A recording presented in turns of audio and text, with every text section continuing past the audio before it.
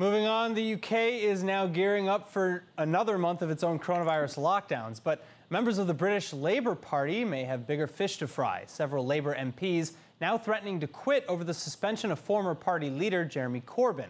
And this following Corbyn's most recent entanglement in widespread allegations of anti-Semitism. Well, joining me now with the details is managing editor of Ynet News in English, Sara Miller. Sara, thank you so much for being with us. Thank you for inviting me. It's our pleasure. All right, now Jeremy Corbyn has finally been suspended after 5 years of controversial rhetoric, though. So what's the update as of right now? What's happening to the Labour Party at this moment?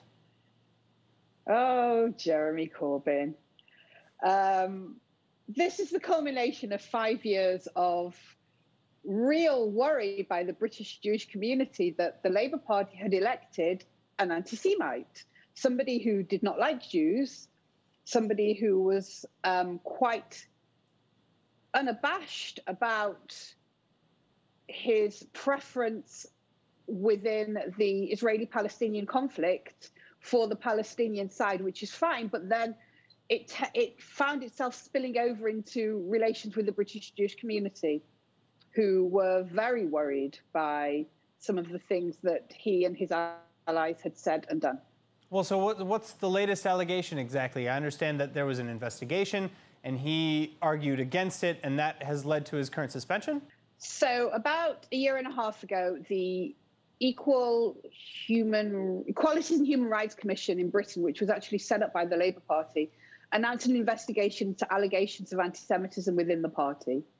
The investigation was thorough-ish. It looked at dozens of cases of alleged anti-Semitism and the way that the party had handled it, and found that the party had been so remiss in its handling of the situation that it was tantamount to breaking the law, including the harassment of Jewish members who had complained about alleged anti-Semitism.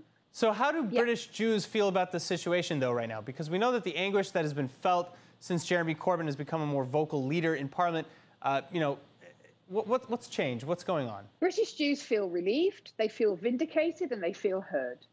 British Jews, many of whom have traditionally supported the Labour Party, have been saying for a long time there is something not right within the party.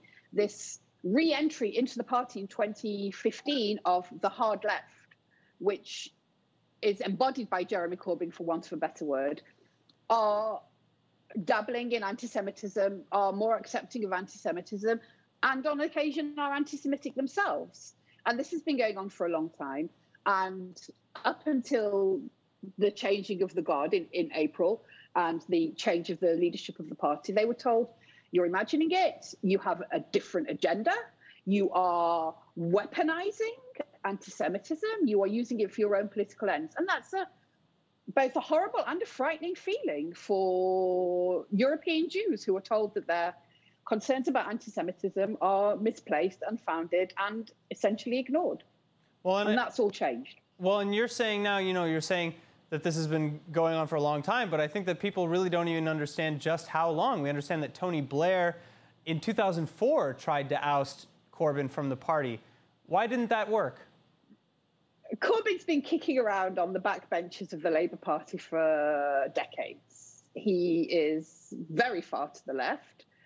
He likes to hang out with, should we say, some unsavory people. And Blair just kept him around as a useful idiot, somebody who he could hold up and say, I've got full control of the party, from the left-leaning people like Corbyn to the people more on the right. I'm in charge.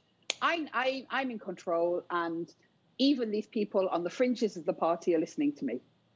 I see. And so, what are maybe some of your projections for the future of the Labour Party?